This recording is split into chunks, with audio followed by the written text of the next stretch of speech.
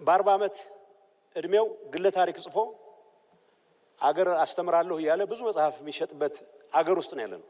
የኢትዮጵያ ፖለቲካ ዛሬም እንደ ትናንቱ ሁለት እርስ በርሳቸው የሚጋጩ ነገር ግን የአዎንታም የአሉታም ሀገራዊ ፋይዳ ባላቸው ትርክቶች መካከል የሚዋልል ይመስላል። የዚህ ትርክት በተለይም የሰሞንኛው ግንባር ቀደም ተዋንያን ደግሞ የቀድሞ ትግራይ ክልል ጊዜያዊ አስተዳደር ፕሬዝዳንት የዘንድሮ ጠቅላይ ሚኒስትር አብይ አህመድ የምስራቅ አፍሪካ ጉዳዮች አማካሪ ሚኒስትር ጌታቸው ረዳና እውቁ ፖለቲከኛ የቀድሞ የጠቅላይ ሚኒስትሩ አጋር ያለፉት ዓመታት ተቃዋሚ ጀዋር መሐመድ ሆነዋል። እነዚህ ሁለት ፖለቲከኞች በመንግስትና በአገር ጥቅሞች ዙሪያ አለን የሚሉት እይታ የዛሬዋን የኢትዮጵያ ፖለቲካ ውስብስብ ምስል በሽራፊም ቢሆን ቁልጭ አድርጎ የሚያሳይ ይመስላል። ጌታቸው በስልጣን ላይ ካለው መንግስት ጋር የነበራቸውን የጦርነት ትዝታ ወደ ጎን አድርገው ዛሬ በሱዳን የሚሆን በቀይ ባህር ዙሪያ ኢትዮጵያ የምታደርጋቸው እንቅስቃሴዎች የስርዓት ሳይሆኑ የሀገር ህልውና ጉዳዮች መሆናቸውን ይሞግታሉ። መንግስታት ቢለዋወጡም ስትራቴጂካዊ መልክዓ ምድሩ ግን ቋሚ ነው የሚል አቋም እንዳላቸው አንጸባርቀዋል። ጌታቸው ጀዋር መሐመድ ደግሞ የጠቅላይ ሚኒስትር አብይ አህመድ መንግስት በስትራቴጂካዊ ስህተቶችና በግድ ፖሊሲዎች በጽኑ ይወቅሳሉ።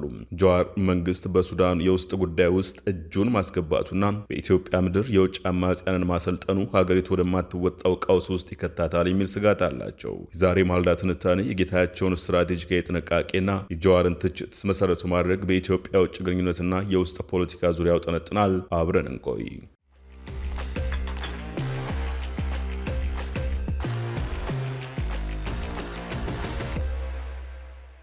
ጌታቸው ረዳ በትናንትናው ዕለት በተረጋገጠ የፌስቡክ ገጻቸው ባሰፈሩት ዘለግ ያለ ጽሑፍ ቃል በቃል እንዲህ ይላሉ።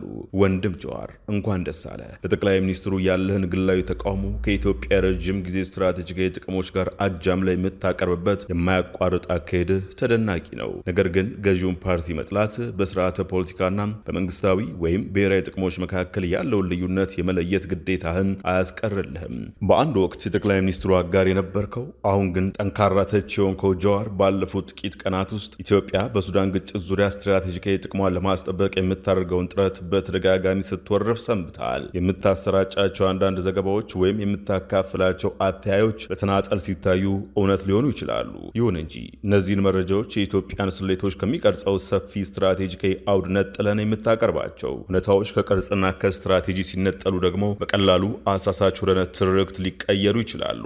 የቀድሞ ቀንደኛ የጠቅላይ ሚኒስትር አብይ አህመድ ነቃፊ የዘንድሮ ደጋፊ ጌታቸው ረዳ ሲቀጥሉ አንድ ጥያቄ ያስከትላሉ። በከፍተኛ የጂኦፖለቲካ ፉክክር በሚናጥ ቀጠና ውስጥ ኢትዮጵያ እንደ ተራ ተመልካች እጇን አጣጥፋ መቀመጥ አለባት ብለህ በቅንነት ታምናለህ? ጥያቄያቸውን ካቀረቡ በኋላም በሱዳን እየታየ ያለው አሳዛኝ ክስተት በእርግጥም በውጭ ሀገራት ጣልቃ ገብነት ምክንያት ይበስ እየተወሳሰበ መምጣቱም እሙን ነው ይላሉ። ጌታቸው ረዥሙ ጽሑፋቸው ሲቀጥል ነገር ግን ይላሉ። ነገር ግን የገዛ ጥቅሟን ከማስጠበቅ አኳያ ኢትዮጵያ የተለየች አይደለችም። እንዲያውም ከማንኛውም የጎረቤትም ሆነ ሩቅ አገር በተሻለ በሱዳን አለመረጋጋት ምክንያት በከፍተኛ ሁኔታ ተጎጂ የምትሆነው ኢትዮጵያ ናት። በጉዳዩ ላይ ቀጥተኛና ትልቅ ድርሻ አላት። ግብጽም ሆኑ ሌሎች ቀጠናዊ ተዋንያን ገለልተኛ አስታራቂዎች አይደሉም። ይልቁንም የግጭቱ አቅጣጫ እነሱ ለሚደግፏቸው ተፋላሚ ወገኖች እንዲያደላ ለማድረግ በንቃት እየሰሩ ነው። ራስን እንደ ፖለቲካ አክቲቪስት ብታስቀምጥም አቋምህ ግን ለብሔራዊ ደህንነትና ለስትራቴጂካዊ ጥቅሞች ቋንቋ እንኳ ጥላቻ እንዳለ ያሳያል። በውክልና ፉክክር ድንበር ተሻጋሪ የደህንነት ስጋቶችና በተቀናቃኝ ሀገራት መካከል በዜሮ ድምር በሚል ሽኩቻ በሚታወቅ ቀጠና ውስጥ እንዲያለ ማሸማቀቅ እንደ በጎነት አይቆጠርም። ይልቁንም ተጠያቂነትን የሚያመጣ ዕዳ ሊያቢሊቲ ነው። ዋና ሀገራዊ ጥቅሞች አደጋ ላይ በሚወድቁበት ጊዜ መንግስታት በሞራል ረቂቅ ሀሳቦች የመጨነቅ የቅንጦት እድል የላቸውም። ጠቅላይ ሚኒስትሩ የምስራቅ አፍሪካ ጉዳዮች አማካሪ ሚኒስትር ጌታቸው ረዳም እንዲህ ባለ ሁኔታ ውስጥ በሞራል የታጀበ አቋም መያዝ ለራስ ስሜት እርካታ ሊሰጥ ይችላል፣ ነገር ግን ስትራቴጂያዊ አይደለም በማለት ይተቻሉ። ፖሊሲ መተቸት ተገቢና ህጋዊ ነው የሚሉት አማካሪው፣ ይሁን እንጂ እያንዳንዱ የሚደረግ እንቅስቃሴ ከጠቅላይ ሚኒስትር አብይ መንግስት ስለመጣ ብቻም እንደ ስትራቴጂካዊ ስህተት አድርጎ ማቅረብ የፖለቲካ ቅሬታን በትንታኔ መተካት አደጋ አለው ሲሉም አስጠንቅቀዋል። ከሁሉም በላይ ደግሞ ወደ ከፍተኛ ስልጣን የመምጣት ምኞት ያለው ማንኛውም ሰው በራሱ መንግስት መዋቅር ላይ አውድሞ መስወር አቋም ከመያዝ መጠንቀቅ ይኖርበታል ባይ ናቸው። ጌታቸው በመጨረሻ መንግስታት ቢቀያየሩም ስትራቴጂካዊ መልክዓ ምድራዊ እውነታ ግን የማይለወጥና ባለበት የሚቀጥል ነው ባይ ናቸው። አክለውም የኢትዮጵያ ረዥም ጊዜ ብሔራዊ ጥቅሞች በስልጣን ላይ ካለው ጊዜ ፓርቲ የተለዩና ከዚያም በላይ የገዘፉ ናቸው። ታማኝና ተመራጭ ተወዳዳሪ ለመሆን በእነዚህ ሁለት ነገሮች መካከል ያለው ልዩነት የመለየት ችሎታን ማሳየት ያስፈልጋል። ይሁንና እስካሁን ድረስ ይህንን ልዩነት ለመለየት በፍጹም የማይቻል ድክመት እያሳየ ነው በማለት ጽሑፋቸውን ቋጭተዋል። ጌታቸው ረዳ ጀዋር መሐመድን ዛሬ በስም ጠርተው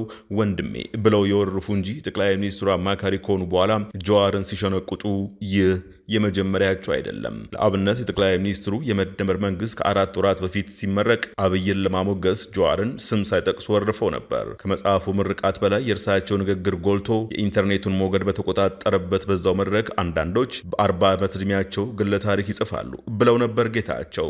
ወቅቱ ደግሞ ጀዋር መሐመድ አልጸጸትም የሚል መጽሐፋቸውን ካስነበቡ ጥቂት ወራት በኋላ መሆኑን ልብ ይለዋል።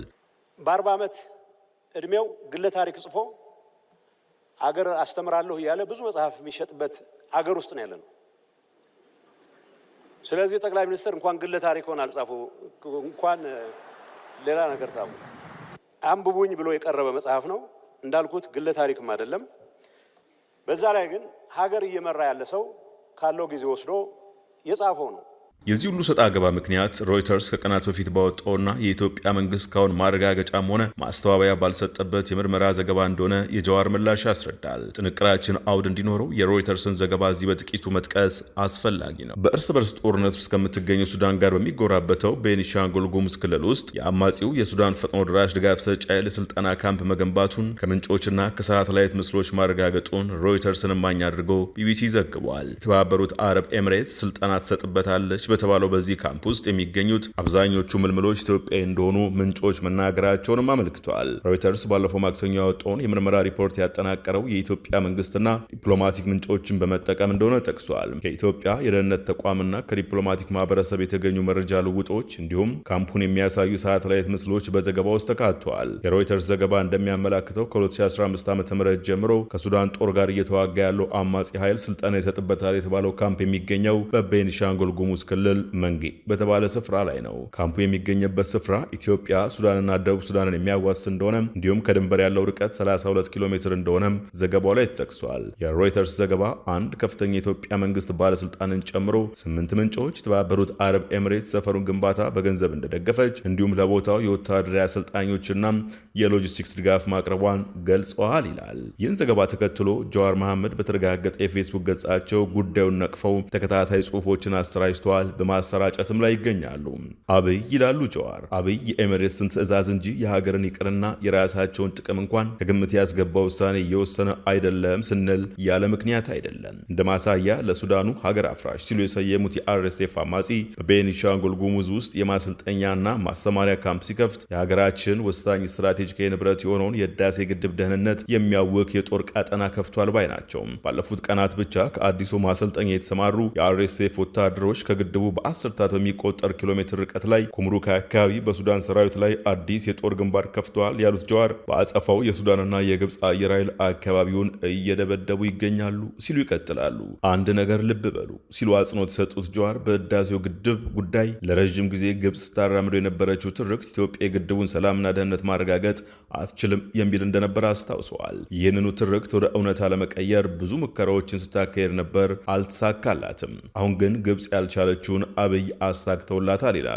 የህዳሴን ግድብ አካባቢ አዲስና የጦፈ የጦርነት አውድማ በማድረግ ግብፅ ስትለው እንደነበረው ኢትዮጵያ የግድቡን ደህንነት ማረጋገጥ አትችልም የሚለውን ትርክት ወደ እውነትነት እያቀረበው ነው ብለው ነበር። ከዚህ ጽሑፍ በኋላ ደግሞ ባሰራጩት ሌላ አጭር መልእክት ጠቅላይ ሚኒስትር አብይ አህመድ የሱዳን ፈጥኖ ድራሽ ድጋፍ ሰጪ ኃይሎች በኢትዮጵያ ግዛት ውስጥ የስልጠና ካምፕ እንዲመሰርቱ ከመፍቀድ ባለፈ ኢትዮጵያውያን ከሱዳን አማጽያን ጎን ተሰልፈው እንዲዋጉ ምልመላ እንዲካሄድ አመቻችተዋል ሲሉ ወንጅለዋል። ተመልማዮቹም የቀድሞ ኢትዮጵያ መከላከያ ሰራዊት አባላትን፣ የክልል ልዩ ኃይሎችንና ቀደም ሲል ለመንግስት እጃቸውን የሰጡ የቀድሞ አማጽያን ተዋጊዎችን ያካትታሉ ባይ ናቸው። ከዚህም በተጨማሪ ይላሉ ጀዋር በስም ያልጠቀሷቸው ዘገባዎች እንደሚያመላክቱት እነዚህ ተመልማዮች ከሱዳንና ከደቡብ ሱዳን ከመጡ ተዋጊዎች ጋር ተቀናጅተው በአሁኑ ወቅት በደማዚን አካባቢ ሰፍረው ድንበር ተሻጋሪ ጥቃቶችን ለመሰንዘር በመዘጋጀት ላይ ናቸው ብለዋል። ይህ ግዴለሽ አካሄድ ኢትዮጵያን በሱዳን ቀውስ ውስጥ ይበልጥ ጣልቃ እንድትገባ የማድረግ አደጋ አለው ሲሉም አስጠንቅቀዋል። እንግዲህ እነዚህን ተከታታይ የጀዋር ጽሑፎች ተከትሎ ነው ጌታቸው ምላሽ ሰጡት። በአማካሪ ሚኒስትሩ ጌታቸው ወንድሜ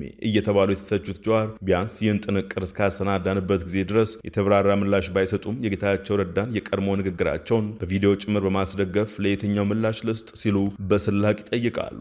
ጀዋር ከጽሁፋቸው ጋር በግርጌ ማስታወሻ ያያዙት ቪዲዮ ጌታቸው በኢህአዴግ ውስጥ የመንግስት ኮሚኒኬሽን ጉዳዮች ሚኒስትር ሆነው የአሁኗ የስራና ክህሎት ሚኒስትር ሙፈሪያት ካሚልን ካጠገባቸው አስቀምጠው በወቅቱ በመንግስታቸው የተነሳውን ተቃውሞ ሲያጣጥሉ የሚያሳይ፣ ሌላኛው ደግሞ በጦርነቱ ወቅት አሁን የሚያማክሯቸውን ጠቅላይ ሚኒስትር ሲያብጠለጥሉ የሚታይበት፣ ሶስተኛው ደግሞ የመደመር መንግስት የተሰኘው የጠቅላይ ሚኒስትር አብይ መጽሐፍ በተመረቀበት ወቅት ያስተላለፉት መልእክት አቀናብሮ የያዘ ነው። ግን እንደ መፈክር እነዚህ ሰዎች ደፍረው የሚወጡበት ሁኔታ መፈጠር አልነበረበትም። እንደ መፈክር እነዚህ መልእክቶች በአደባባይ የሚወጡበት ሁኔታ መኖር አልነበረበትም። ቢኮዝ እንዴት ነው ሁለቱ አንድ ቦታ ተጨማሪ ቤንዚን ሳያስፈልግ ለከባድ ቃጠሎ ምክንያት ሊሆኑ የሚችሉ እሳትና ጭድ የሆኑ አስተሳሰቦች አንድ መድረክ ላይ በ60 ሰዎችም በ6,000 ሰዎች የሚቀንቀኑ አደባባይ ላይ ወጥቶ መታየታቸው አሁን ዞሮ የስርዓቱ በሚፈለገው ደረጃ እነኚህን ነገሮች መዋጋት አለመቻሉን የሚያሳይ ነው። ይሄን ስል እንዳልኩት አብዛኛው ህዝብ ዘንድ በሚሊዮኖች በሚቆጠረው ኢትዮጵያዊ ዘንድ ራስን በራስ የማስተዳደር መብት ጉዳይ ለቁማር የሚተዋል ነው። ለቁማር ስላልተተወም ጭምር ነው። ባይዘወይ በትንሽ አጋጣሚ በስህተት ትልቅ ቦታ ላይ ደርሰው ትልቅ አደጋ የሚያደርሱ ትንንሽ ሰዎች ምሳሌ ከፈለክ አብይ አህመድ እንደዚህ አይነት ደረጃ ጊዜ ተወስዶ ልንወያይበት የሚገባ ትልቅ ዶክመንት ስለሆነ ይሄንን ከንግግር በዘለለ ወደ ጽሁፍ ቀይረው ያቀረቡልን ጠቅላይ ሚኒስትር ማመስገን ፈልጋለሁ። ጌታቸው ረዳ በግልጽ የመንግስታቸው አቋም ስለመሆኑ በግልጽ ባያመላክቱም የሱዳን ፈጥኖ ድራሽ ድጋፍ ሰጪ ኃይሎች በኢትዮጵያ ግዛት ውስጥ የወታደራዊ ማሰልጠኛ ጣቢያ ከፍተዋል የሚለውን የሮይተርስ ዘገባ ያጠናከሩት መስለዋል። ጀዋር መሐመድም በተከታታይ የጻፏቸው የሚገኙት መልእክቶች ሙሉ በሙሉ ከዚሁ ጋር የተገናኙ እንደመሆኑ መጠን ጌታቸው በጽሁፋቸው ኢትዮጵያና ሱዳንን አሳስረው የኢትዮጵያን ብሔራዊ ጥቅም ለማስጠበቅ የሚለውን ሀረግ ተጠቅመው ከመናገራቸው አኳያ መንግስት በይፋ ባይገልጸውም በእርሳቸው በኩል ዘገባው ሀቅ መሆኑን የሚያረጋግጥ ተደርጎ ተወስዷል። ሁለቱ የሀገር ውስጥ ፖለቲከኞች እንዲህ ቢጎነታተሉም ቢወነጃጀሉም ከመካከለኛው ምስራቅ አፍሪካ ቀንድ አካባቢ ስለዚህ የጦር ካምፕ ምን እያለ ነው የሚለውን መዳሰስ ግን ጠቃሚ ነው። አዲስ ማለዳ ተነባቢና ተደማጭነት ያላቸውን የቀጠናው መገናኛ ብዙሃን ላይ ዳሰሳ አድርጋ በጥቅል ተከታዮቹን አንኳር ምልከታ አግኝታለች። እንዲህ ላሉ ዘገባዎችም ይህ የኢትዮጵያ እርምጃ 3 ግቦች እንዳሉት ተመላክቷል። የመጀመሪያው የሱዳን ጦርና ተባባሪ ኃይሎች በምዕራባዊ አቅጣጫ በተለይም በኮርዶፋን ከፍተኛ መሻሻል ካሳዩ በኋላ በሱዳን ግጭት ውስጥ አዲስ ግንባር ለመክፈት የተደረገ ሙከራ መሆኑን ነው። ሁለተኛው ደግሞ የኢትዮጵያን ምኞቶች የሚመለከት ሲሆን በውጭ ኃይላት በመታገዝ ከታላቁ ኢትዮጵያ ህዳሴ ግድብ ጋር የተያያዙ ግቦችን ለማሳካት ሱዳን ለ5 ዓመታት ወራ በያዘችው ነገር ግን የኢትዮጵያ መንግስት እስካሁን ምንም አይነት እርምጃ ባልወሰደበት የአልፋሽጋ የእርሻ መሬት ላይ ያለውን ጥያቄ ለመመለስና ጠቅላይ ሚኒስትር አብይ አህመድ በሶማሊላንድ በኩል በበርበራ ወደብ ወይም በኤርትራ በኩል በአሰብ የባህር በር ለማግኘት ያላቸውን ግብ ለማሳካት የቀጠናውን የኃይል ሚዛን ለመቀየር እየሞከረች ነው ይላሉ። ሶስተኛው ደግሞ ኢትዮጵያ መንግስት በትግራይ ካለው ውጥረት፣ በአማራ ክልል ከፋኖ ጋር የሚያካሄደው በትጥቅ የታገዘ ግጭት እንዲሁም በኦሮሚያ ክልል ካሉ ግጭቶች ጋር ተያይዞ ያሉበትን የውስጥ ችግሮች ለመወጣት ቁርጠኝነቱን ችላ ብሎ እየተንቀሳቀሰ መሆኑን ያመላክታሉ ባይ ናቸው። ምስሎችንና ከምንጮች የተገኙ ምስክርነቶችን ያካተተው የሮይተርስ ዘገባ ካምፑ እንዴት እንደተገነባ፣ በምን እንደተደገፈና ምን አይነት ስልጠናዎች እንደሚሰጡበት ዝርዝር መረጃዎችን አቅርበዋል። በዘገባው የተካተቱት ሁሉም ነጥቦች ባለፈው ዓመት በሱዳን ደህንነት የደረሰባቸውን መደምደሚያዎች የሚያረጋግጡ ናቸው። ከነዚህ መካከል አንዳንዶቹ በጎረቤት አገራት ጦርነቱን የማቀጣጠል ሙከራ እንዳለ ያስጠነቀቁት የጄኔራል አልቡርሃን ንግግሮች ወይም የወጡ መረጃዎች ናቸው። በዚህ ወቅት የሱዳን ጦር ግጭቱ ሊባባስ ይችላል በሚል ስጋት ከፍተኛ ኃይል ወደ ብሉ ናይል አቅጣጫ በማንቀሳቀሱ በተያያዘው ዓመት በዚያ አካባቢ የፈጥኖ ደራሽ ድጋፍ ሰጪ ኃይሎችና በአጋራቸውም የሰሜናዊ የህዝብ ነጻነት ንቅናቄ በአብዱልአዚዝ አልሂሉ ቡድን የተሰነዘሩ ጥቃቶችን ለመቀልበስ አስችሏል። ዘገባው በሱዳን ግጭት ውስጥ የውጭ ተዋንያን ሚና እንዲሁም አንዳንድ ወገኖች ትርምሱን ለማስቀጠልና ለማስፋፋት ያላቸውን ውጥን ይህም በቀጠናው ሀገራትና በቀይ ባህር ደህንነት ላይ የሚኖሩ ተጽዕኖ ግልጽ እንደሆነ ቢያሰምርበትም ምንም እንኳን አሁን ላይ የሰፋና ይበልጥ አሳሳቢ እየሆነ ቢመጣም እውነታው ግን የኢትዮጵያ ተሳትፎ አዲስ አይደለም ይላሉ። የፈጥኖ ደራሽ ድጋፍ ሰጪ ኃይሎችን በመሳሪያና በቅጥረኛ ተዋጊዎች ማስታጠቅና መመገብ እንዲሁም በኢትዮጵያ ውስጥ የድጋፍ ሰጪ ካምፕ መገንባት ከባቤል መንደብ እስከ ቀይ ባህር ድረስ በቀጠናው ትርምስንና አለመረጋጋትን ለመፍጠር እንዲሁም ሱዳንን ለመክበብ ከታለ ከታለሙ ሌሎች ስራዎች ጋር ተነጥሎ ሊታይ እንደማይችልም ዘገባዎቹ ያመላክታሉ። ይህ የመካከለኛው ምስራቅና የአፍሪካ ቀንድ መገናኛ ብዙሃን የየሀገራቸውን ጥቅም በሚያስከብር ሁኔታ መረጃዎችን ሲያጠናቅሩ ከኢትዮጵያ መንግስት በኩል ግን እስካሁን ይፋዊ መግለጫም አልተሰጠም። የዛሬው ጥንቅር በዚህ ውስጥ ተጠናቀቀ። አዲስ ማለዳን ሰብስክራይብ፣ ላይክ እና ሼር ማድረግን አይዘንጉ። ጤና ይስጥልን።